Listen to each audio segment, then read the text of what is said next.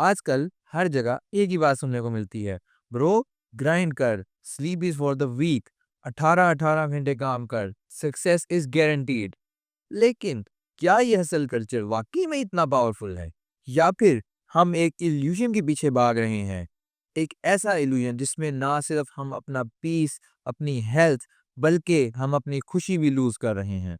आज हम बात करेंगे the dark side of hustle culture, और साथ ही ये भी समझेंगे कि साइड हसल कल्चर से पॉजिटिव इम्पैक्ट्स हमारी लाइफ में क्या हो सकते हैं और कैसे ये हमारी लाइफ को पॉजिटिवली अफेक्ट कर सकते हैं।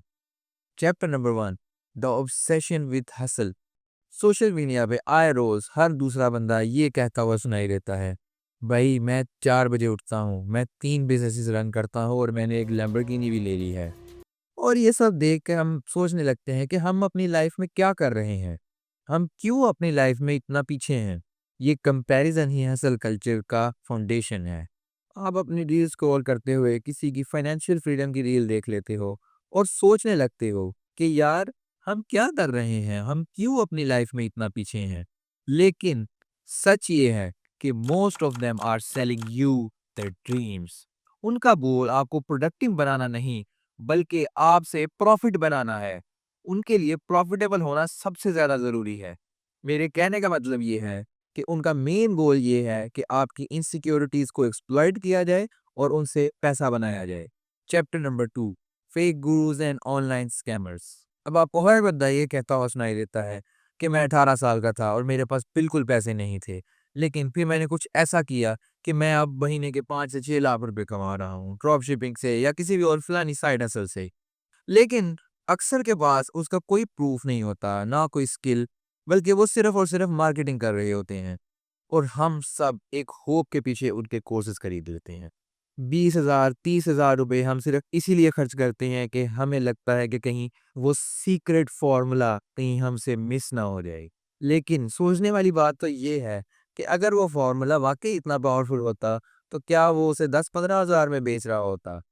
बल्कि सच ये है कि ज़्यादातर लोग इनमें से आपको सिर्फ ये सिखा रहे हैं कि कोर्स कैसे बेचा जाए, ना कि स्किल। मतलब फर्ज करें कि एक कोर्स बेचने वाला बंदा, या फिर हम उसे कह सकते हैं कि एक स्कैमर बंदा 10 लोगों को कोर्स बेचना सिखा देता है और वो 10 लोग और 10 लोगों को सिखा देते हैं, तो इसी तरह ये एक इकोसिस्टम का स्कैम इकोसिस्टम बन जाता है। और इसी बीच में हम जैसे आम लोगों के पैसे, वक्त और सुकून बर्बाद हो जाते हैं और उनका कीमती टाइम छिन जाता है। Chapter 3, the real meaning of hustle.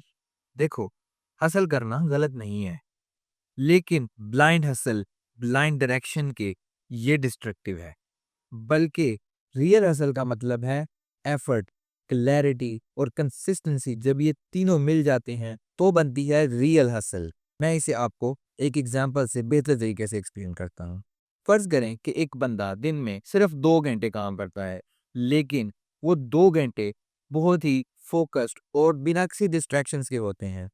और दूसरी तरफ आप एक बंदे को फर्ज करिए कि जो दिन में 18 घंटे काम करता है, लेकिन दिन गुजरने के बाद उसे पता ही नहीं होता कि उसने वो 18 घंटे कहाँ गुजारे, उसने 18 घंटे में क्या काम किया। तो आप खुद ही बताएं कि 2 घंटे काम करने वाला शख्स वो क्या उससे बेहतर होगा कि जो 18 घंटे काम करता है? इसका फैसला मैं आप पे छोड़ता। इलॉन मस्क और बिल गेट्स भी हासिल करते थे, लेकिन उनके पास एक क्लियर विजन और एक क्लियर रोड मैप था कि उन्होंने किस तरह एक चीज को लेकर चलना है और कहाँ पहुंचना है और क्या बनना है। आपका हसल भी रियल मानों में तभी काम करेगा जब आपको आइडिया होगा कि आप किस तरफ बढ़ना चाहते हैं और क्या करना चाहते हैं। स्टैनफोर्ड यूनिवर्सिटी की एक रिसर्च कहती है कि अगर लोग एक वीक में 55 घंटे से ज़्यादा काम करें, तो उनकी प्रोडक्टिविटी ड्रास्टिकली गिर जाती है। इसका मतलब ये हुआ कि ज़्यादा काम, ज़्यादा आउटपुट की आपको अश्योरिटी नहीं देता। क्रिएटिविटी और फोकस को मेंटेन करने के लिए आपके ब्रेन को रेस्ट चाहिए होती है। इसीलिए आपको डीप वर्क और डीप रेस्ट दोनों चाहिए होते हैं। अगर एक तरफ काम करना ज़रूरी है, तो दूसरी तरफ रिचार्ज होना भी इक्वली इम्पोर्टेंट है। अगर आप इतना काम करते हैं कि आप हमेशा बर्नआउट हो जाते हैं, तो आप यकीन करें कि आप कभी भी अपने बेस्ट वर्जन पे नहीं पहुंच पाएंगे और कभी भी अपनी पीक परफॉर्मेंस को कभी भी शोकेस नहीं कर पाएंगे। Chapter number 5, the positive side of side hustles.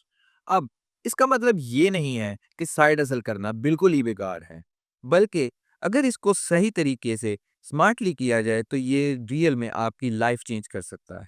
For example, Pakistan में बहुत से स्टूडेंट्स और इंडिविजुअल्स ऐसे हैं जो फ्रीलांसिंग करके अपनी उस स्किल से पैसा कमा रहे हैं, को वो वीडियो एडिटिंग हो, ग्राफिक डिज़ाइनिंग हो, एआई से कंटेंट राइटिंग हो या कुछ भी हो सकता है।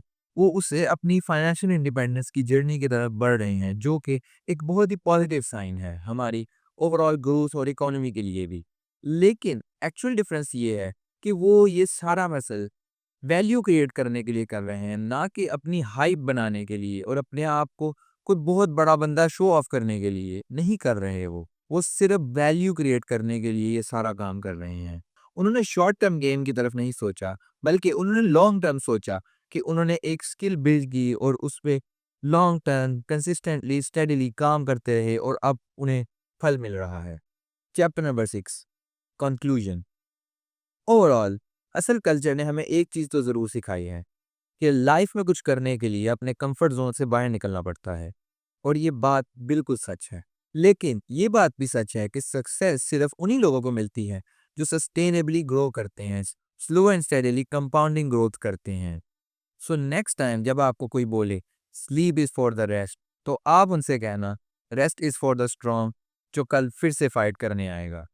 अगर आप रेडी हैं अपनी लाइफ में ग्रोथ और पॉजिटिव इम्पैक्ट लाने के लिए, तो मेरे चैनल को सब्सक्राइब करें और मज़ीद इस तरह की पर्सनल डेवलपमेंट और ग्रोथ के ऊपर वीडियोस के लिए चैनल को सब्सक्राइब करें, और इसी तरह की वीडियोस और देखने के लिए चैनल के साथ जुड़े रहें। अल्लाह हाफिज़।